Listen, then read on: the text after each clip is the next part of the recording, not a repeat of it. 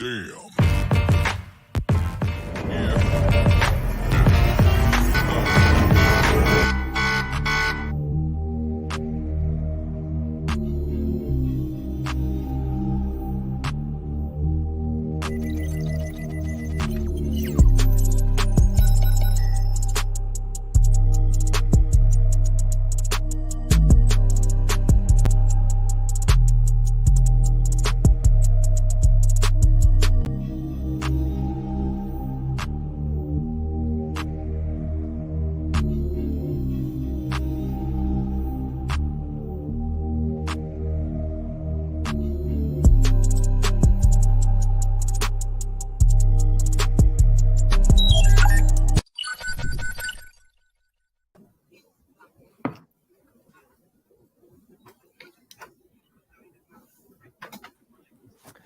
Muy buenos días, Latinoamérica. Nuevamente nos encontramos aquí en nuestra Historia CIC. Nos encontramos hoy, como se pueden dar cuenta, con dos grandes académicas, con la doctora Ana Castañeda y la doctora Aradhna Mohan. Welcome, Dr. Aradhna. Thank you, Mike. Thank you for having me. Thank you, Ana. Thank you, Monique. Buenos días a todos. Bueno, la doctora Ana Castañeda, una ingeniería de sistemas con maestría en analítica de datos. Dr. Ana Castañeda, with a bachelor degree in computer science and master in data analytics, also doctor in psychology, is going to be our translator. Is going to be your translator, Aradhna. Y también tenemos aquí a la doctora Aradhna Mohan, una psicóloga también, que nos va a contar desde su experiencia, desde la psicología, estos diferentes hallazgos que tiene la ciencia. La doctora Aradhna Mohan ha realizado sus estudios tanto en la India como en Estados Unidos. Exactamente está desarrollando su doctorado en psicología también. Y bueno, hace parte de lo que hoy va a ser nuestra Historia CIC. Sabemos que la autoestima es un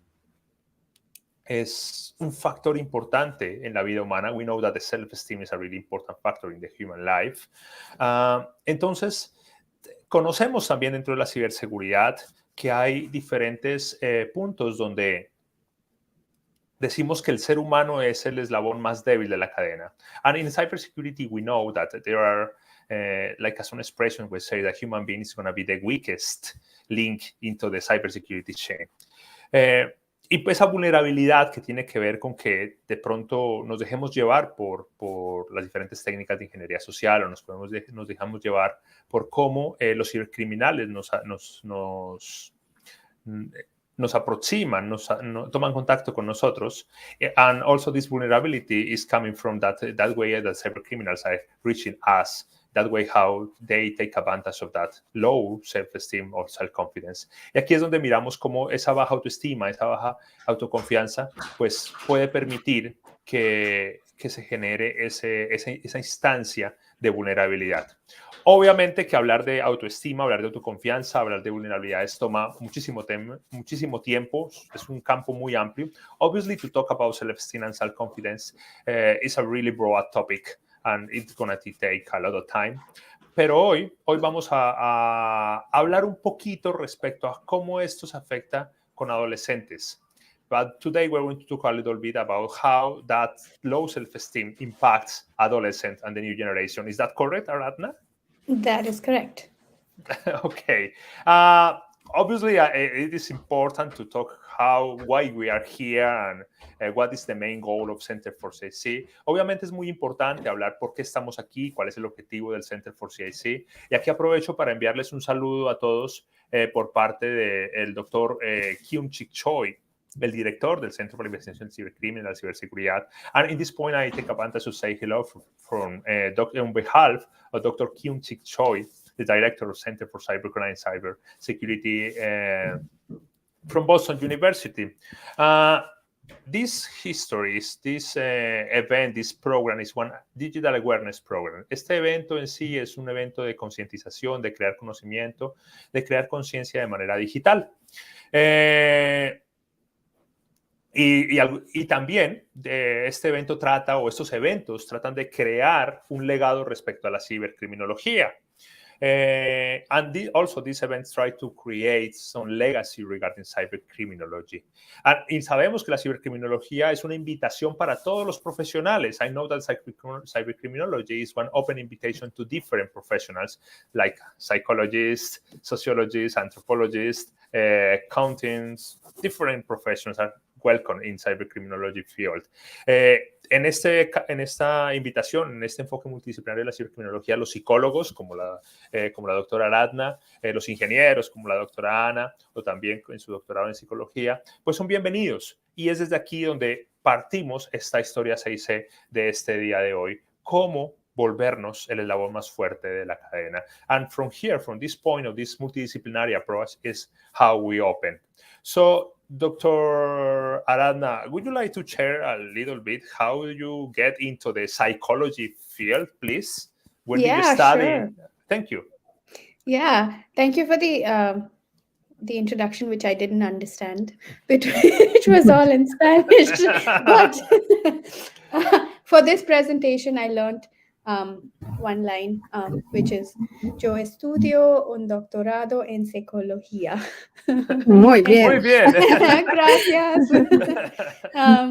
But no, so I actually started getting into psychology in 11th grade. So I was 16 years old, and I read an article about how a counseling psychologist helped a military man, overcome his trauma. And that's how I got into it. So when I was in India, I did my master's in counseling psychology, and I wanted to be a therapist. But then I moved to the US and I switched fields, and now I'm focusing more on organizational behavior. And my research interest is in the field of female leadership and women's experiences in the workplace. So gender studies and women's experiences, that's always been my area of interest. And so I try to incorporate that into psychology. And even when I was a therapist, how I approached my clients was more from a feminist perspective. Yeah, I mean, I've always been fascinated by human beings, why they do what they do, why they, so even with my friends, when I'm talking to them, sometimes it's like, stop psychoanalyzing us, like, leave the psychology behind. But it's so hard because human beings are so fascinating and interesting, right? Muchísimas gracias. Doctora Ana, no sé si quieres ayudarme con la traducción. Bueno, nos complementamos igual. Sí, no, lo que nos estaba contando es que inicialmente su línea inicial fue más enfocado a psicología y terapia, ¿no? Ya luego cuando se mudó a Estados Unidos cambió un poco su línea de investigación y profundiza un poco más en todo el tema de el género, o sea, como lo que quieren y lo que pueden hacer las mujeres, ese empoderamiento, ese rol dentro de las organizaciones y ese liderazgo que pueden tener las mujeres dentro del entorno empresarial, dentro del entorno laboral como tal. Sí, esos son. Entonces combina los dos temas de terapia y de empoderamiento femenino. Y ya luego, algunas veces que habla con sus amigos, le dicen como ya, para de analizarnos, ¿no? O sea, con sus amigas principalmente. Así es, y creo que aquí acordamos esa fascinación, that fascinating approach of human being. Y aquí compartimos, obviamente, esa fascinación sobre el ser humano, entender por qué, no solamente desde la cibercriminología, not only to understand how some human beings commit crimes, but also how human beings work with the really nice side, the good side. No solamente entender por qué los cibercriminales cometen delitos, sino también por qué las buenas personas mantenemos en el buen estado y obviamente cómo protegernos, cómo ser más fuertes, cómo ser menos vulnerables, how to be less vulnerable. Pero, doctora Aradhna, we would like to know more about that part of that fascinating area of India, because the culture in India is completely different than in Latin America. And we are completely convinced that we can we can learn and we need to learn from other cultures. Así que nos gustaría de pronto conocer un poco más de esa cultura en la India, de ese proceso, de ese aprendizaje en la psicología, porque las culturas, debemos entender las culturas y aprender de otras culturas nos va a llevar también a tener un conocimiento que nos permita anticipar otros escenarios, because understanding other cultures maybe is going to allow us to anticipate new scenarios. So please share a little bit, where did you get born? Where did you grow up? How was that process, please? We have been in India a couple of times, but obviously a lot of our CIC friends maybe not yet. Maybe not yet. Yeah, definitely visit India. It's a beautiful country. I am from the south of India, and I think Mike and Anna, you visited North India, right? Delhi. Yeah. So, no, I'm from the south, like the bottommost part of India. I grew up in one state, I was born in another state, and I spent the last 8 years in a different state. So I like to say that I'm South Indian, but there's no one particular state that I'm from. Yes, the culture is different from the US and from South America, but at the same time, what I have noticed is that it's very similar as well. Our cultures are very similar because I think both South America and in India, we value family, we value a more collectivist, like community feeling. So I actually get along very well with my South American friends, and I feel like we're very similar in so many ways, like the jokes, the way we talk. There's a lot of familiarity and like comfort. So it is different, but at the same time, that I see so many similarities. Okay. Yes. So, Aradhna nos cuenta un poco que pues nació en un estado, se movió a otro estado, creció en otro estado, entonces que no tiene, digamos, como un lugar en específico, pero generalmente ha estado en el sur de la India. Adicionalmente nos comenta que la cultura de la India con la cultura suramericana es muy similar. De hecho, tenemos dos puntos importantes que me parece mencionar aquí. Uno es la cercanía con la familia y la otra es como la forma de comunicarnos. Tenemos demasiadas similitudes tanto en palabras, juegos, interacciones y digamos, somos muy similares a nivel de los dos, de las dos culturas en este aspecto. Bueno, no, it's okay. I think we are dealing with a really good environment. Please no worries about the noise. It's okay. Bueno, fascinante que podamos aquí practicar nuestro inglés dentro del escenario de la ciberseguridad. De seguro necesitamos tener unos conceptos claros en español. It's a really good for the cybersecurity field to practice some English.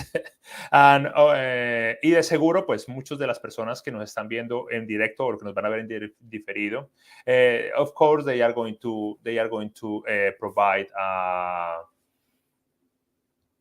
they are going to have like a different. Okay, it's okay, Aradhna, please, no worries. So is mine. Okay, Aradhna is changing the location. She is in one part in the university. Ella está cambiando de ubicación, está en una parte de la universidad. Y les decía que estamos practicando el inglés. Hoy vamos a practicar el inglés con nuestra invitada especial desde la India. Sabemos que la India es uno de los países más sobrepoblados que tiene el planeta Tierra. Sabemos que la India también tiene ciudades que desafortunadamente han sido catalogadas como las ciudades con mayor cantidad de victimización o de grupos criminales generando campañas de phishing, de campañas a través de llamadas en las cuales se busca tener ese hurto de información personal.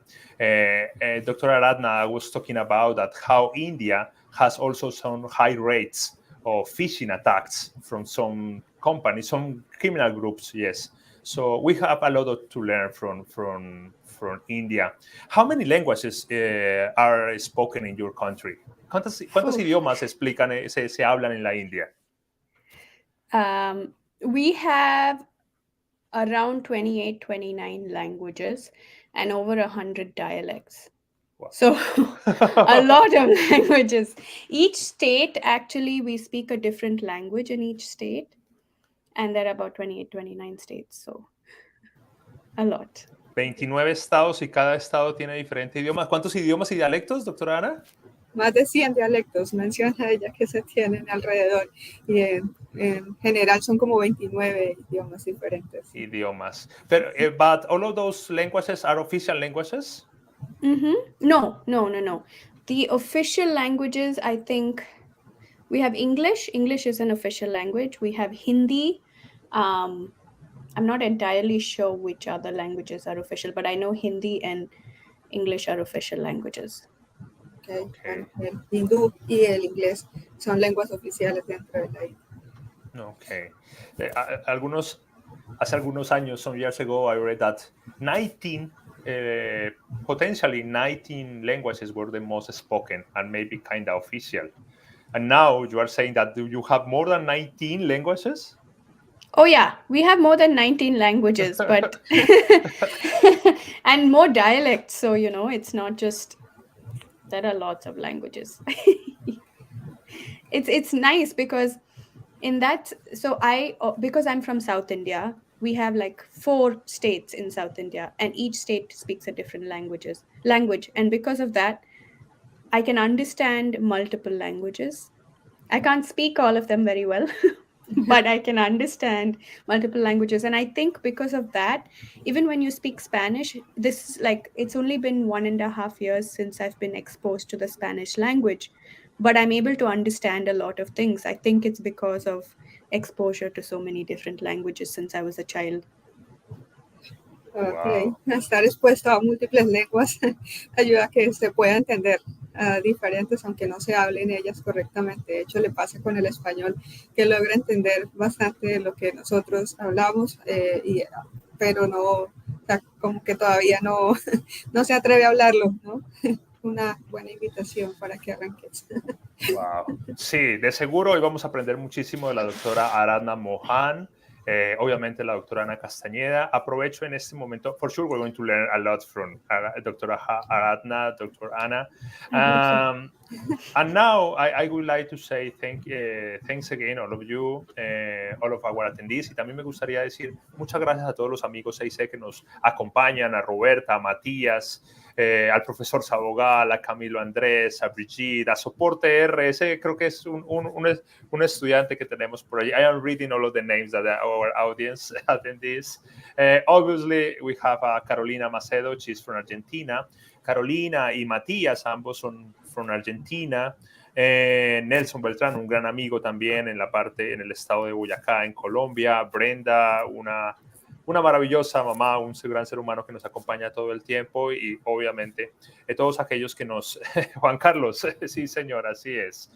Bueno, hablaba la doctora Aradhna que es momento del liderazgo femenino, que es importante empoderar a las mujeres y a tener a las nuevas generaciones aquí en estos escenarios.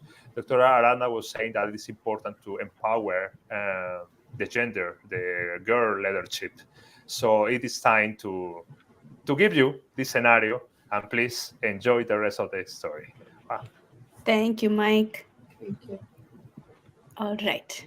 I'm going to move this way. Okay, perfect. Okay, so we are going to talk a little bit about self-esteem and how that is related to cybercrime, especially among adolescents. Vamos a hablar aquí de la autoestima y del cibercrimen, especialmente. What was the last word? Can you repeat it, please? Cybercrime. Okay. Del cibercrimen, autoestima y cibercrimen. Sorry. So, as I mentioned earlier, my research interest is a little different. It's about, leadership and women's experiences. So I'm still learning about self-esteem and cybercrime and how it's related. So I'd love to hear your feedback. And if you have any questions at the end of the presentation, I'll do my best to answer. But if I don't know the answer immediately, I will post my email address at the end of this, so you can email me and ask me any questions you might have. Okay, como hablé antes, mi tema de investigación principal va más en el empoderamiento de género, de femenino, pero he estado estudiando sobre autoestima y si no tengo, de pronto tienen alguna pregunta, vamos a al final dejar mi email para que me puedan contactar, y si no tengo la respuesta cuando tengan la pregunta ahora en la charla, perdón, pues posteriormente estaré respondiendo a esas preguntas. Thank you. Mike, can you change the slide, please? Thank you. Okay, so I'm going to start off with an introduction of cyberbullying and self-esteem, and how I am defining it and explaining it during this presentation. Ok, vamos a empezar con las definiciones de ciberbullying. Vamos a explicar y a profundizar más durante la presentación. Okay, so let's start with cyberbullying. Now, cyberbullying can be defined as the willful and repeated harm that is inflicted through the use of computers, cell phones, and other electronic devices. Now, what's important to note here is that it is a willful act, meaning that it is very intentional and it is deliberate.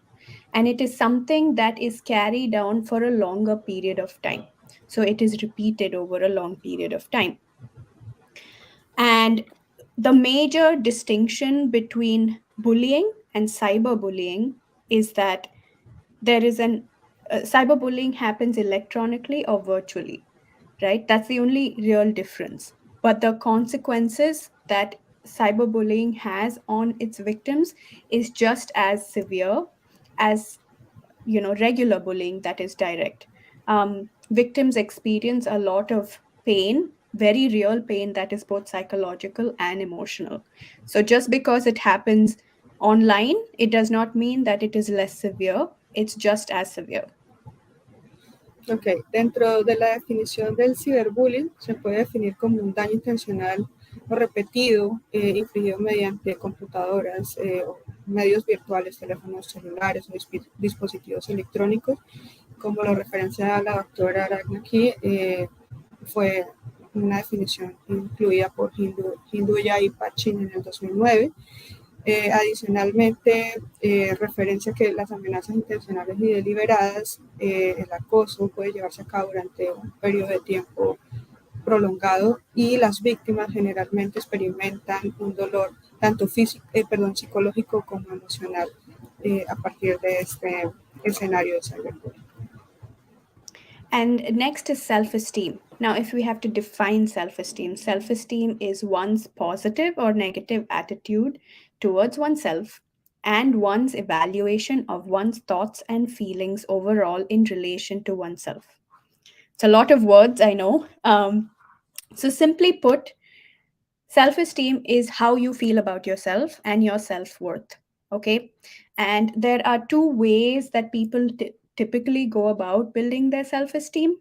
One is based on your own perceptions of your strengths and weaknesses, where you assess your strengths, your weaknesses, and you're like, okay, this is who I am. And two is based on other people's perceptions of you. So how do other people see you? Am I likable? Am I respected? So your self-esteem is based on these two things, your perception of yourself and other people's perception of you.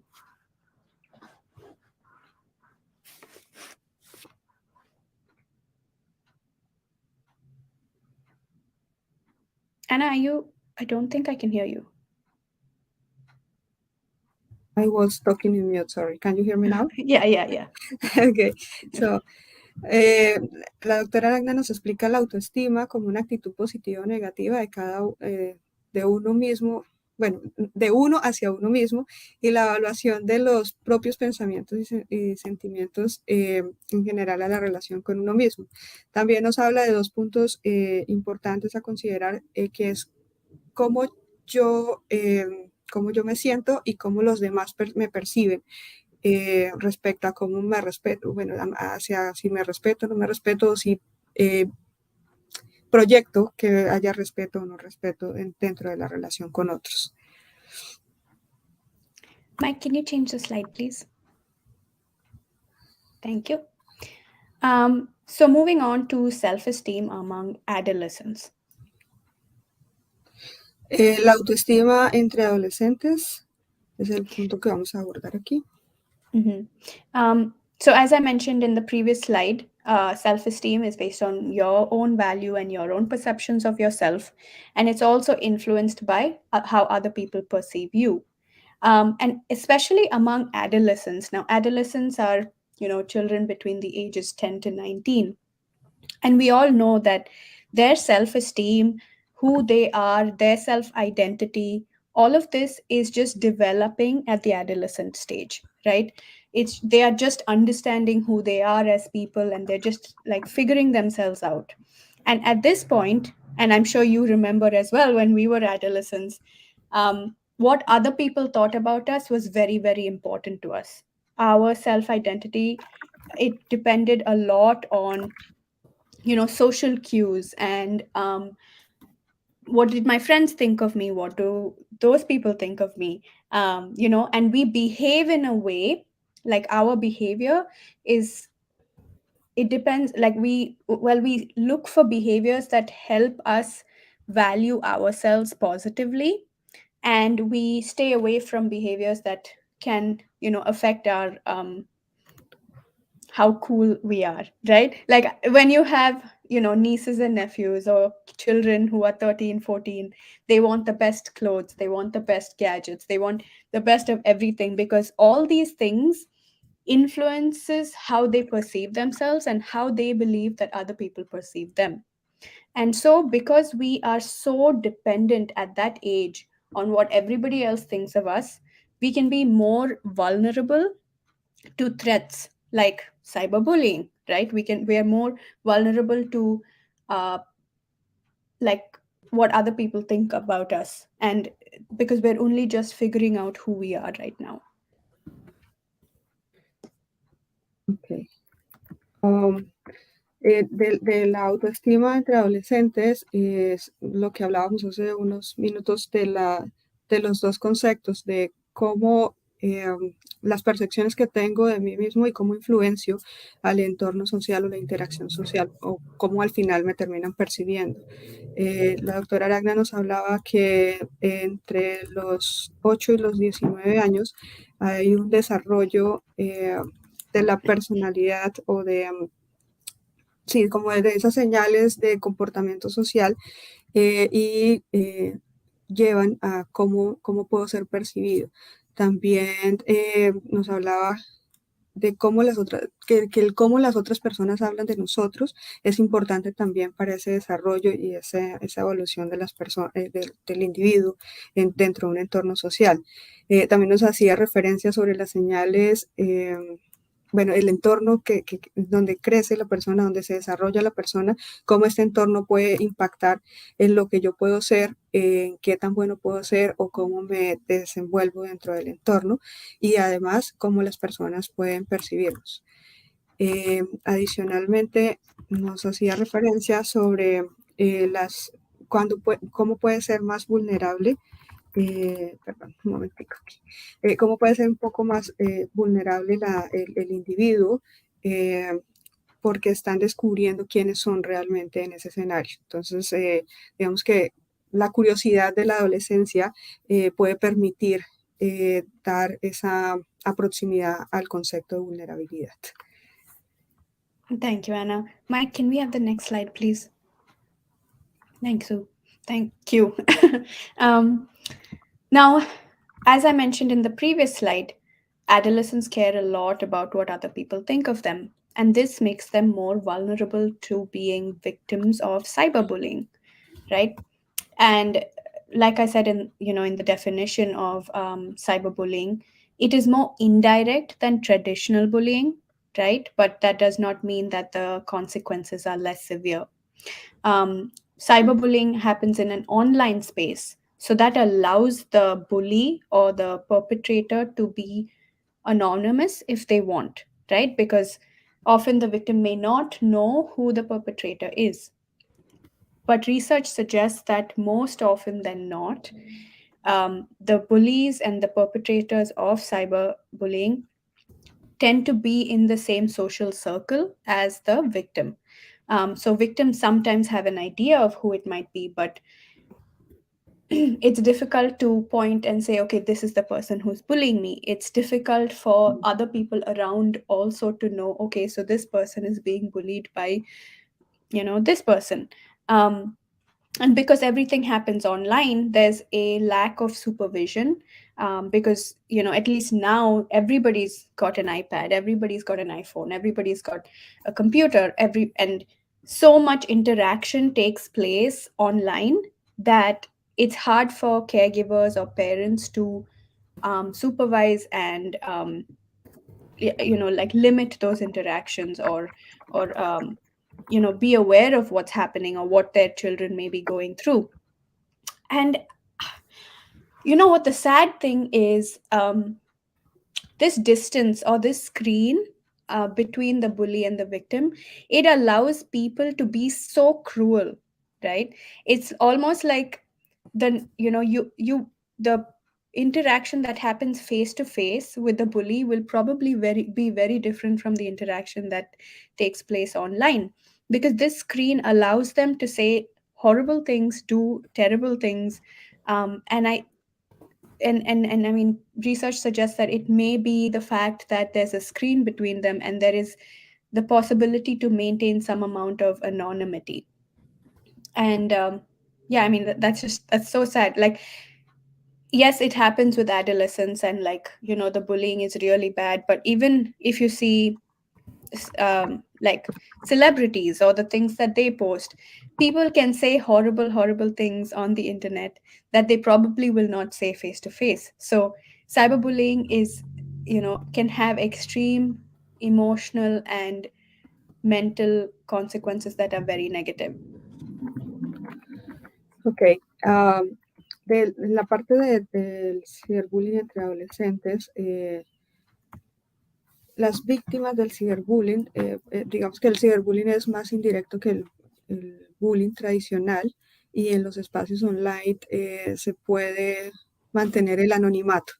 De hecho, habla también del círculo social, donde nos referencia que una persona que le hace bullying a otra persona puede estar en el mismo entorno social haciendo este comportamiento, y quizás cuando está frente a la persona a la cual le está haciendo bullying por entornos sociales como redes sociales, mensajes y demás, su reacción o su interacción es completamente diferente a lo que realmente está pasando en el ciberespacio. En el ciberespacio puede referenciar cosas terribles de esta persona, y al final, cuando se ven frente a frente, el comportamiento de hecho puede ser diferente. Respecto al tema del anonimato, también menciona que es muy complejo que se pueda llegar a saber en algunas ocasiones quién es la persona que esté haciendo el bullying, ¿no? Digamos que por el mismo concepto de anonimato que permite el ciberespacio, pues la identificación como tal de la persona que hace bullying, pues puede no ser fácilmente identificable.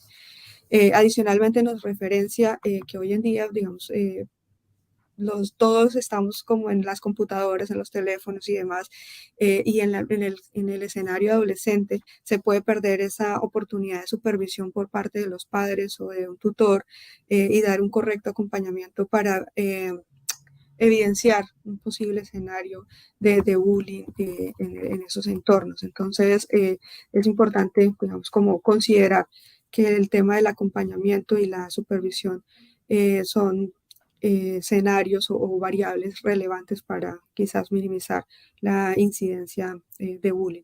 Adicionalmente, nos dice que entre la víctima y la persona que hace el bullying, en el ciberespacio, perdón, aquí me perdí.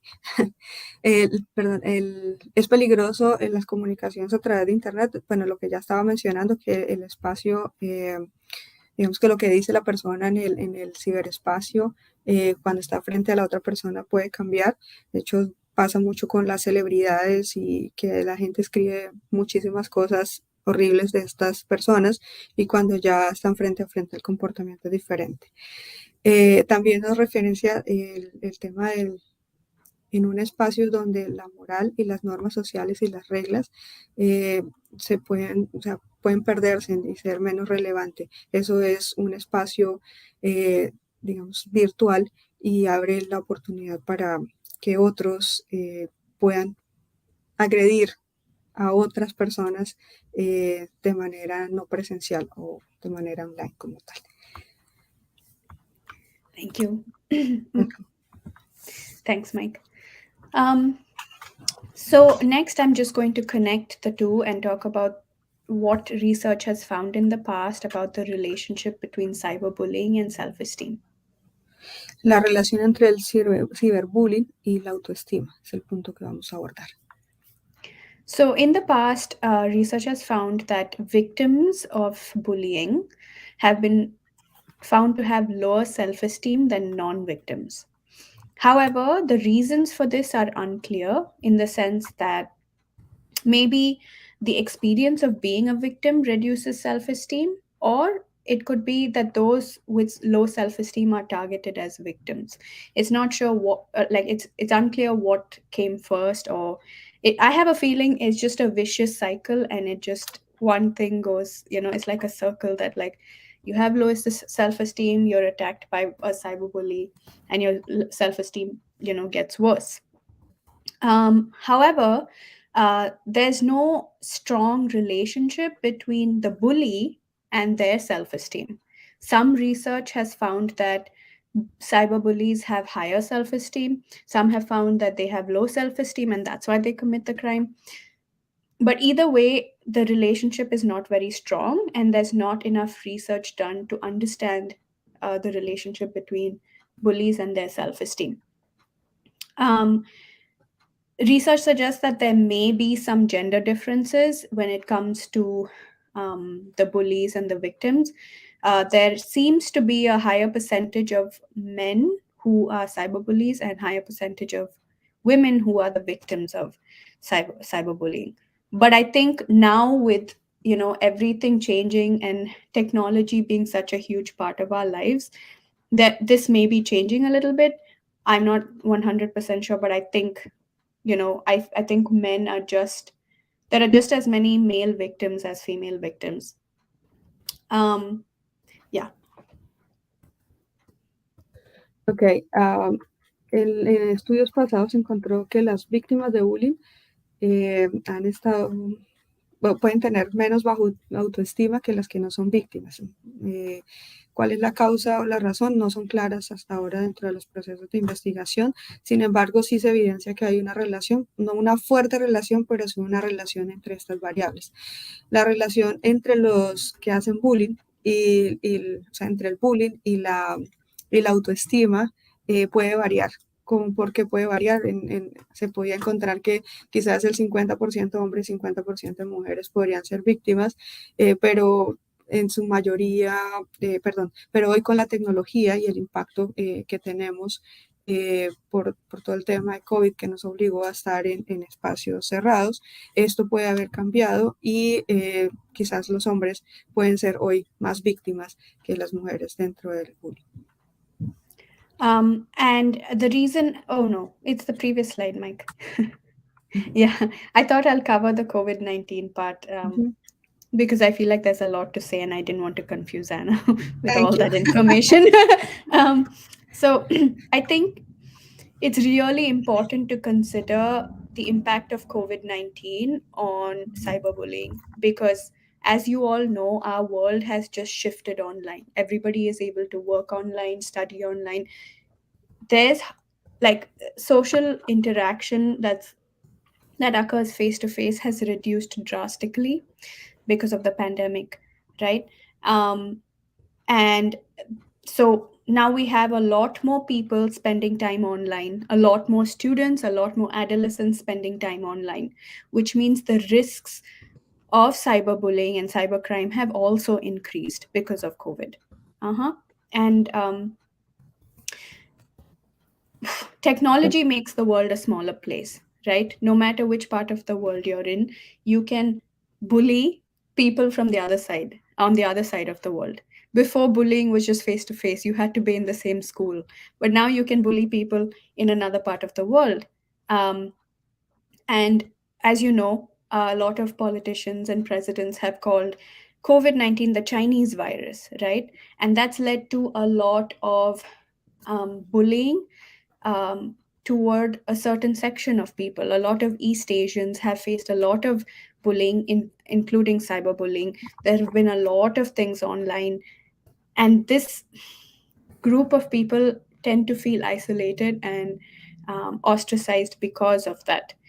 So, I mean, we're talking about students, we're talking about people, and I feel like the COVID-19 pandemic, and there's not enough research done about this, but it has increased so many risks associated to cybercrime, and in turn has affected people's self-esteem to such a large extent that there needs to be more research out there to study this and to understand this and try to reduce the effects. Yeah. Ok, bueno, como mencionaban el COVID, por el tema de COVID, el ciberbullying fue aumentado en el entorno online, porque la interacción social se vio impactada drásticamente por el concepto de pandemia, y muchos, tanto adolescentes como personas, están invirtiendo su tiempo en el ciberespacio por el concepto del COVID, porque ha aislado a las personas. Y obviamente el uso de la tecnología incrementa la posibilidad de ocurrencia de bullying en cualquier parte del mundo. Puedes estar en una parte del mundo y hacer bullying a otra persona en otra parte del mundo, o puedes estar dentro del mismo espacio, como hablábamos antes, del círculo social, pues del entorno social cercano. Adicionalmente, hace referencia a que el bullying obliga a generar grupos aislados, o bueno, lleva más bien a que se hayan grupos aislados. No hay investigaciones en este momento fuertes para hablar al respecto, pero se puede decir que el riesgo asociado al cibercrimen puede estar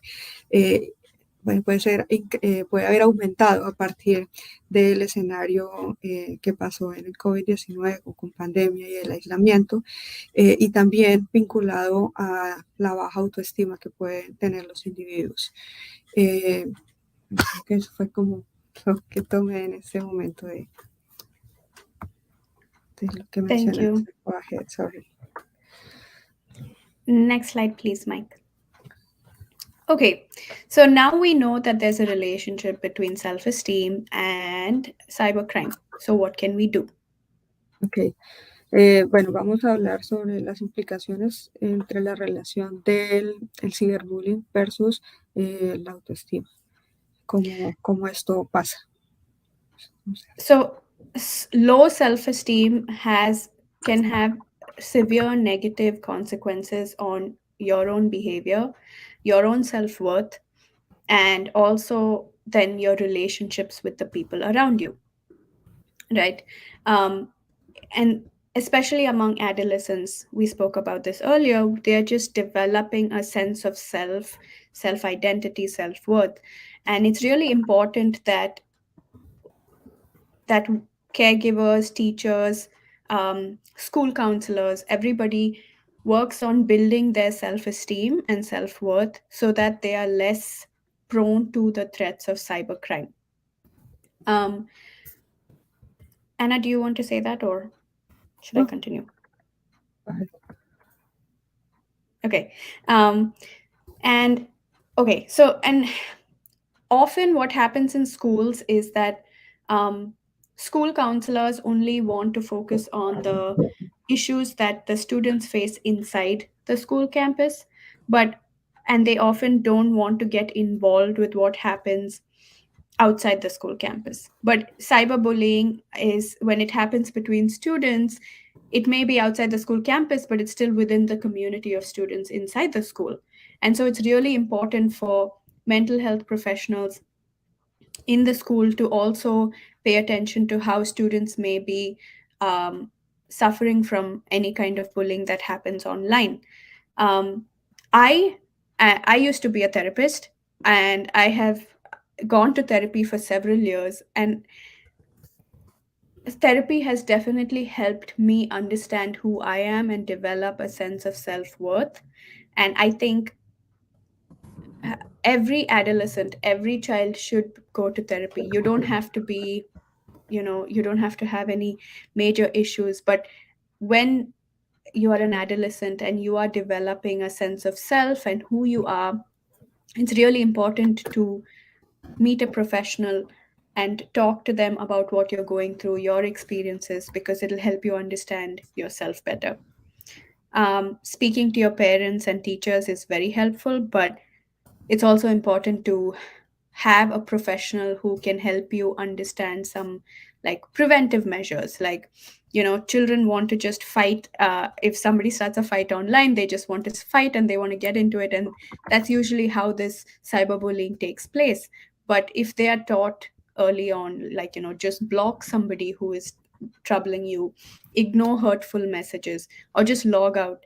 These are some measures that adolescents can be taught, so that they're not even like sucked into the the sucked into being a victim, right? Because they can learn to put that barrier immediately and just build those boundaries for themselves. And most importantly, of course, is building the adolescent self-esteem and helping them understand who they are, that they don't need to seek validation from people around them, that if they know who they are and they know their own self-worth, then they don't need to look for that validation from those around them. Okay. I don't mind. I know that was long, Anna. I can repeat myself. No. I was like, oh no, this is long. I try to take a note too. Okay, if you want me to repeat something, I can. Ok, so dentro de las implicaciones, la baja autoestima genera impactos negativos en el comportamiento y las relaciones. Bueno, también hace referencia aquí a lo importante de mantener una salud mental por parte de los profesionales, ese apoyo de generar esa salud mental. También el prevenir, digamos, como las implicaciones o las variables al final que generan este gran impacto. Y cómo construir autoestima. Entonces, al respecto, nos habla que la baja autoestima puede tener consecuencias negativas en el comportamiento de la persona, y todos los que están alrededor tuyo, pues pueden obviamente percibir este escenario, y de paso, pues prever o revisar o analizar que puedes tener una carencia de pronto de identidad o de autoconocimiento. Entonces es importante es evaluar cómo por parte de los docentes o padres o las personas en el entorno, cómo poder motivar a los adolescentes a mantener estas dos variables, la autoidentidad y el conocimiento de sí mismo. Además nos habla que para poder construir autoestima y minimizar tendencias de bullying, es importante no tener solamente la idea del foco o el escenario donde puede suceder como un campus estudiantil, sino también dimensionar posibles escenarios fuera de los campus, como hoy está pasando, digamos, en los entornos online. También es importante, bueno, lo que mencionaba, mantener toda la salud mental de los profesionales. Bueno, ella que ya ha sido terapeuta por varios años nos hacía referencia cómo la terapia le ayuda a reconocer quién soy, y también al hacer ese ejercicio consigo misma ha podido ayudar a adolescentes dentro del escenario de terapia, hablando con ellos, compartiendo experiencias, mostrando cómo poder sentir mejor, cómo poderse sentir mejor, cómo proyectarse de una manera mejor.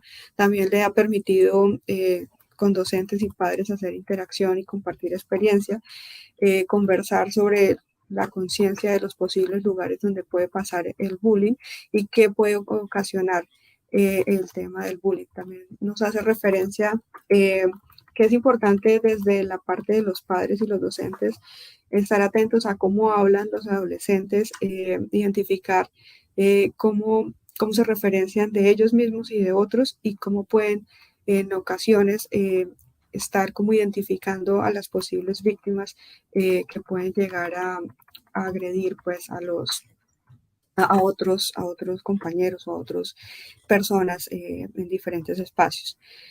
Nos invita a que crear autoestima en los adolescentes es altamente importante, es muy relevante y debe estar acompañado de la supervisión del cómo se comportan, validar cómo se comportan y cómo interactúan con las personas alrededor.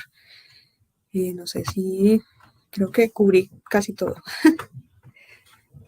Yay. Thank you. Nice. And these are the two main articles that I used for this presentation.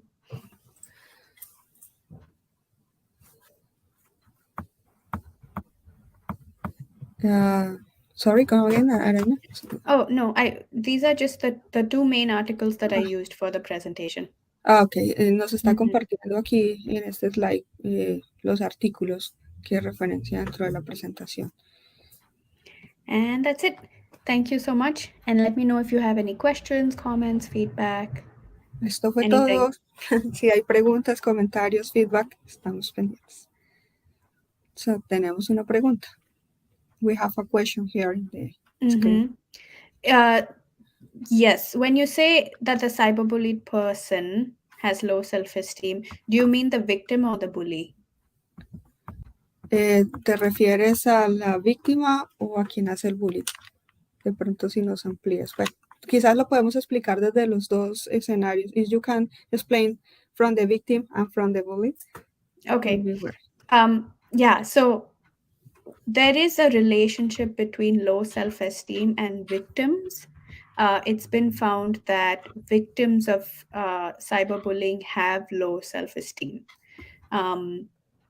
But the relationship between the bully and their self-esteem, different research studies have found different things. Sometimes they seem to have low self-esteem, sometimes they have high self-esteem, but there's not a strong correlation between, like no strong relationship between self-esteem and the bully. But yes, the victim tends to have low self-esteem. At least most studies have found that.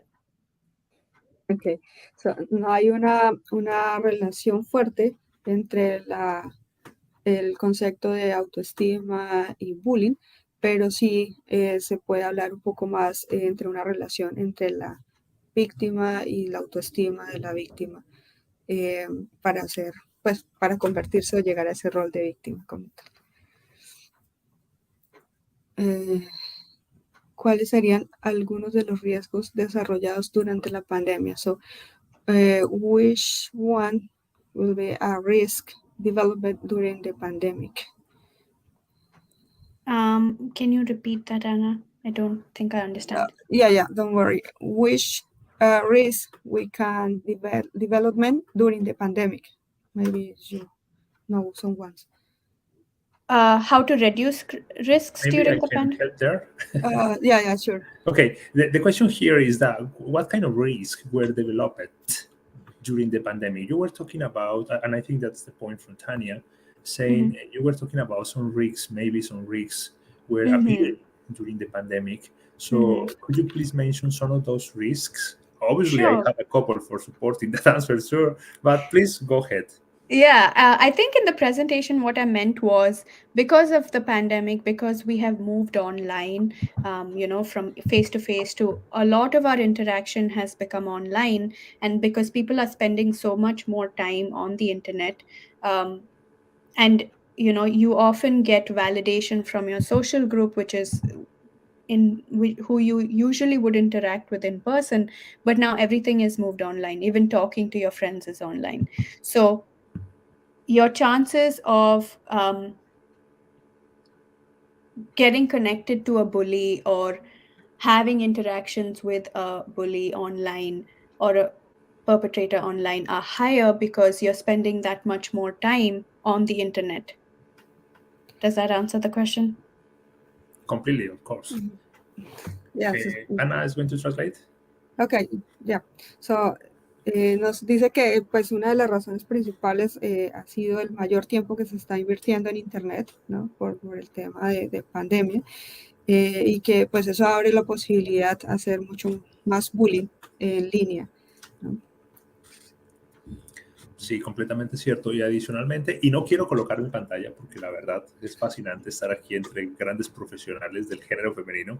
I'm going to say something, but I'm not going to turn on my screen because my camera, because it's so nice to have the leadership from two really important experts as females.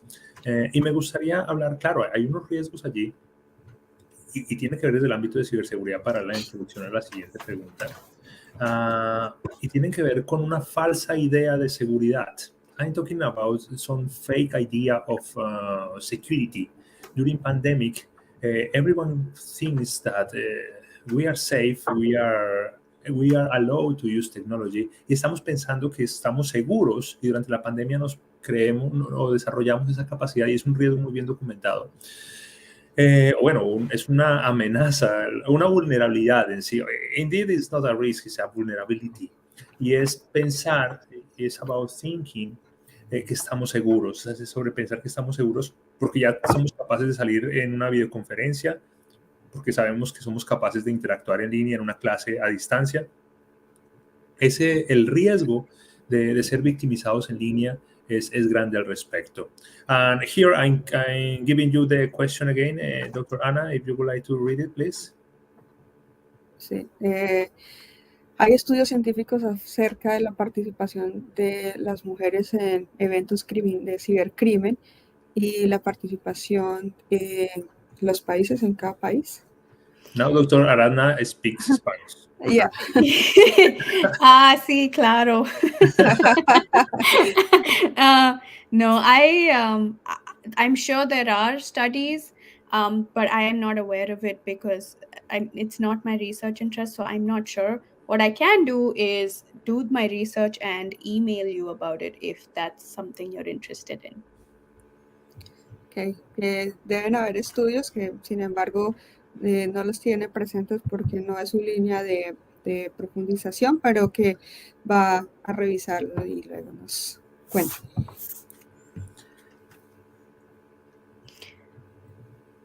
Ok. ¿Cómo podemos identificar a alguien en prácticas de ciberbullying?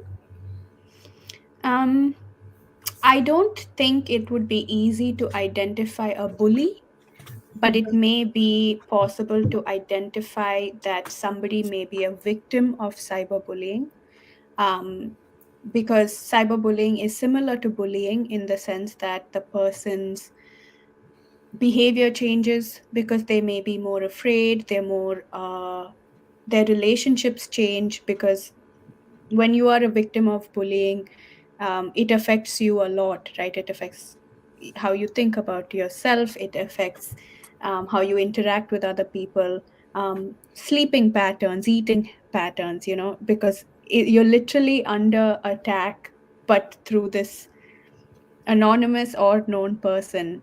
And when it is cyberbullying, you don't really know how to protect yourself because that person, the bully, may have some information that they can use against you. So what are you going to do in that case, right? So it definitely takes a toll on your psychological and emotional and mental health. And so it's possible to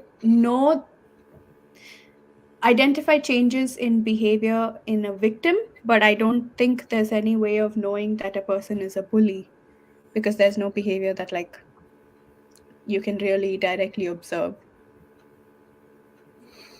Ok, del bullying y el ciberbullying es muy similar. Al final hay una persona víctima y que recibe un impacto que puede generar algún desorden de salud mental incluido afectar el tema del sueño o generar miedo, ¿sí? dentro de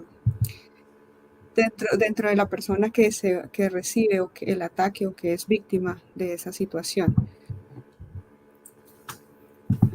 Sí, si quieras agregar algo más al respecto. Bueno, yo creo que estamos ya sobre el tiempo. Well, I think we already finished our time frame.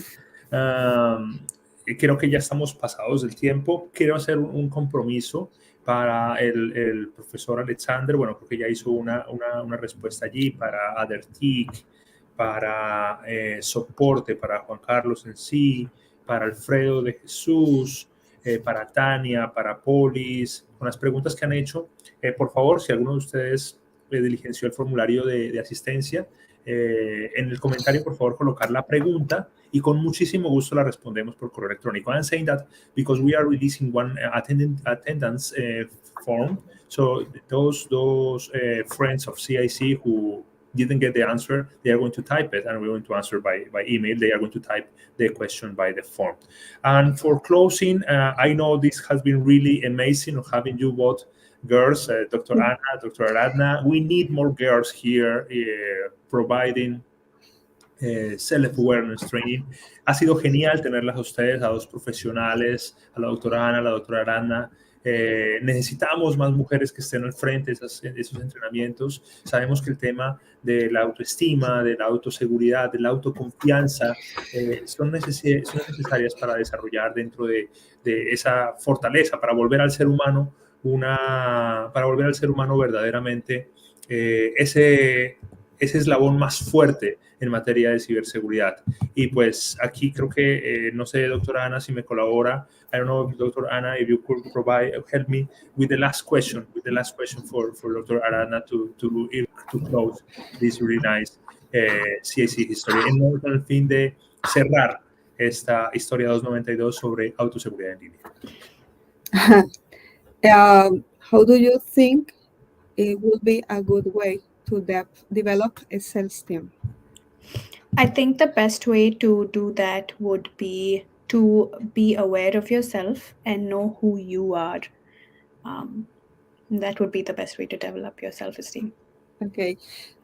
¿Qué piensas que sería la mejor forma de desarrollar la autoestima? El autoconocimiento y, sorry, what was the last word?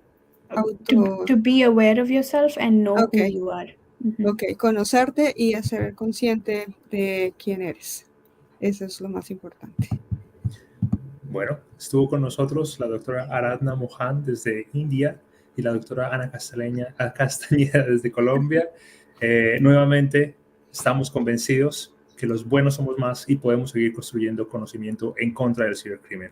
Todos somos seguridad, todos somos Center for CIC. Thank you so much, Dr. Aradhna, Dr. Anna. Bye-bye. Thank you so much. Thank It was you. so nice.